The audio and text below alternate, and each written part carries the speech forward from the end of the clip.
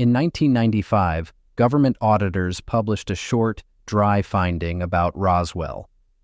They had gone looking for the outgoing messages sent from Roswell Army Airfield in July 1947, the exact weeks the debris story broke.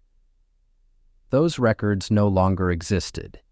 They had been destroyed years earlier, and the auditors could not find any paperwork saying who authorized it or why.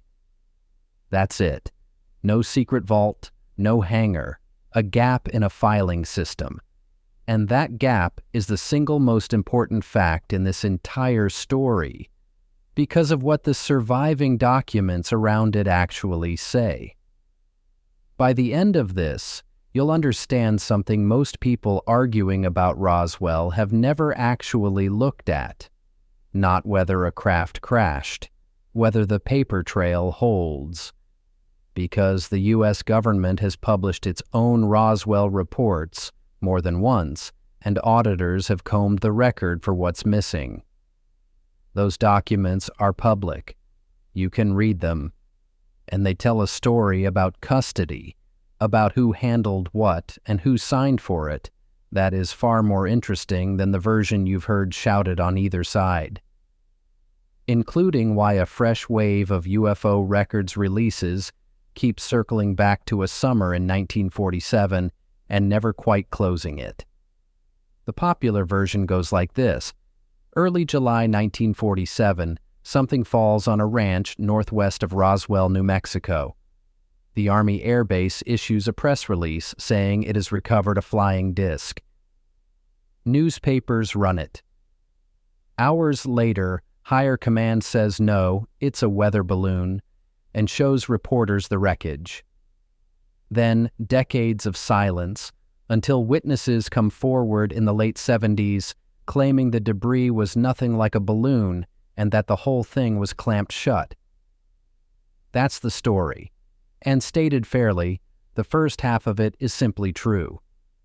The base did announce a disc. The retraction was fast.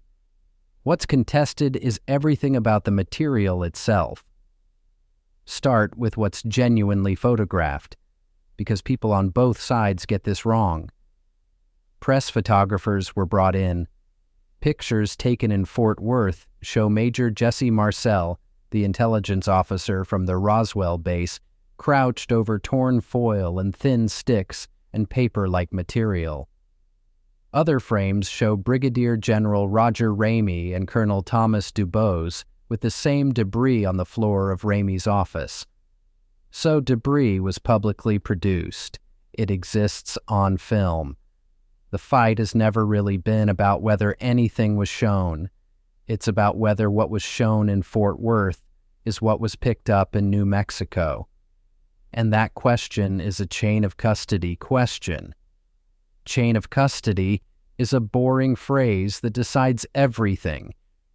It means the documented handoffs, who collected the material, who signed for it, what plane it flew on, who received it at the other end, where it was stored. In a functioning military record system, most of that leaves paper, flight logs, teletype traffic, property transfer forms, receipts. If the Roswell debris moved from a ranch to a base to Fort Worth and onward, there should be a trail of dull little documents. So investigators went looking for exactly that. And what came back was stranger than a flat denial. In 1994, the search became official. According to the National Archives, that February, the General Accounting Office started an audit to locate records about the Roswell incident, prompted by New Mexico Congressman Stephen Schiff, who had been pressing on the case. The Air Force's own account says Schiff began looking into it in 1993. Either way, this was not a hobbyist writing letters. This was a congressman using the government's own auditors to ask a records question. Where are the files? And in response, the Air Force did something it had avoided for 47 years. It launched its own internal search. The Air Force report came out in 1994, and its conclusion was blunt. The Roswell debris, it said, was consistent with a balloon train from a classified project called Mogul, an effort to float acoustic sensors high into the atmosphere to listen for Soviet nuclear tests. Not a weather balloon in the ordinary sense, a secret one. That single detail reframes the 1947 retraction. If the material came from a program nobody at the Roswell base was cleared to know about, then the fast cover story wasn't hiding a craft. It was hiding a listening device. But the report had a problem it admitted itself. The problem was the missing records. When the Air Force and the auditors went through what survived from Roswell Army Airfield, the administrative traffic for the critical period wasn't there. Outgoing messages from that window had been destroyed years before, and the auditors reported they could not determine who authorized the destruction. Now, records destruction is normal. Militaries throw out mountains of routine paper on set schedules. But normal destruction leaves a disposition record saying what was destroyed and under what authority. That's the part nobody could produce. So the trail that should have shown the handoffs simply stops. And here's what happens when a records gap meets a legend. It fills up. In the late 70s and 80s, witnesses came forward. Marcel himself, interviewed years later, described material he said behaved oddly, foil that wouldn't stay creased, beams he couldn't dent. Others described a second sight, bodies, guards on the roads. Some of those accounts were later shown to be unreliable, and at least one prominent Roswell witness was found to have made claims that couldn't hold up. Researchers themselves have discarded parts of the testimony, which leaves the record in an awkward place, and it got more awkward in 1997. In 1997, the Air Force published a follow-up, aimed squarely at the bodies. Its explanation was that reports of small, non-human corpses came from anthropomorphic test dummies dropped in high-altitude parachute research, plus injuries from military aircraft accidents in the region. Critics pounced on the obvious flaw. Those dummy drops mostly happened in the 1950s, years after 1947. The Air Force acknowledged the timeline mismatch and argued witnesses had compressed separate memories together. Whether you buy that or not, notice what the report is really doing.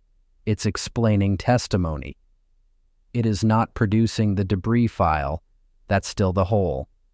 So here's the reveal, and it isn't a spacecraft.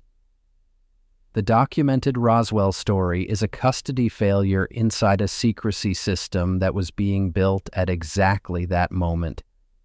July 1947 sits weeks before the National Security Act reorganized American intelligence. Project Mogul was compartmented. The men on that ranch and at that base had no clearance to identify what they'd found. A press release went out. A general in Fort Worth killed it, debris was shown to cameras, and the paperwork that would have proved which material was which either was never properly made or was thrown away without a record. What survives is photographs and memory. Both are contested. That's the whole engine of the mystery, not a vault, an absence. When you cannot document the handoffs, you cannot prove the balloon story with paper, and you cannot disprove anything else with paper either. The Air Force's Mogul explanation rests heavily on the program's launch records and the physical description of the debris, which is real evidence. But it is not assigned receipt for the material in those Fort Worth photographs. And every serious researcher on both sides of this has had to work around the same missing box. Which brings us to why the gap was never closed. Now the part this channel exists for. Why was it buried and by what? not by a conspiracy of silence about visitors, by ordinary Cold War compartmentalization, and then by institutional embarrassment. Mogul was secret because its purpose was secret. Admitting in 1947 that America was floating microphones to eavesdrop on Soviet bomb tests was unthinkable. So the cover story had to be dull and had to hold. That's a documented motive, and it's the one the Air Force itself eventually gave.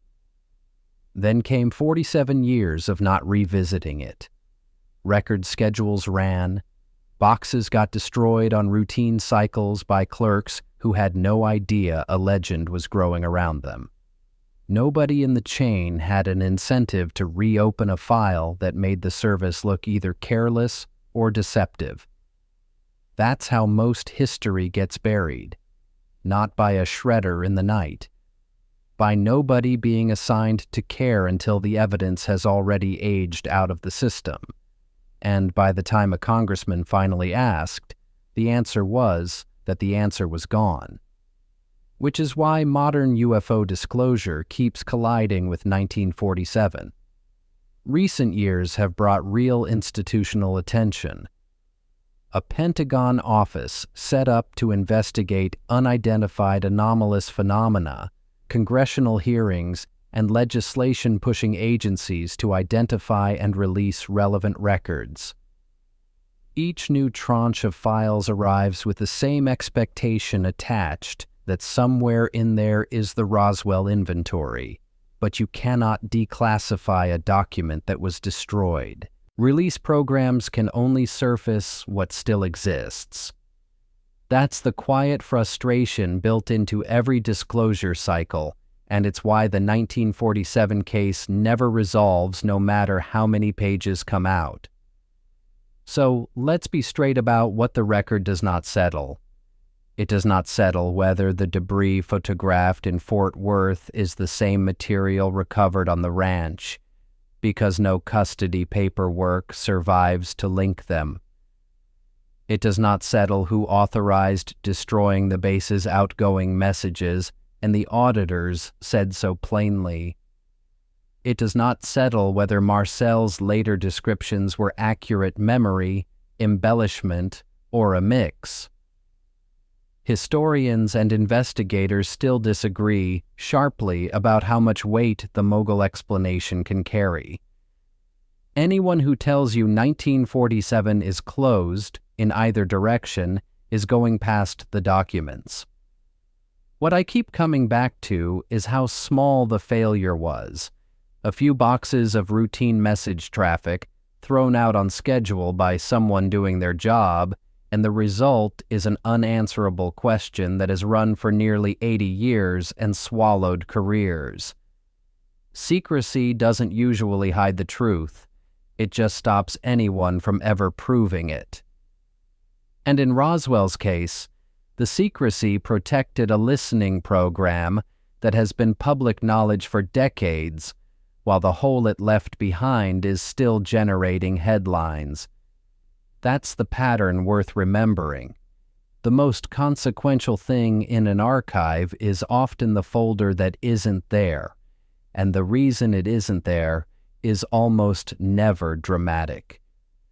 If this kind of digging is what you're here for, subscribe, because next time we're going into another government file that came back with its own hole in it. A project the Air Force ran for over 20 years to investigate sightings. The files it closed, and the cases its own consultants said the explanations never covered.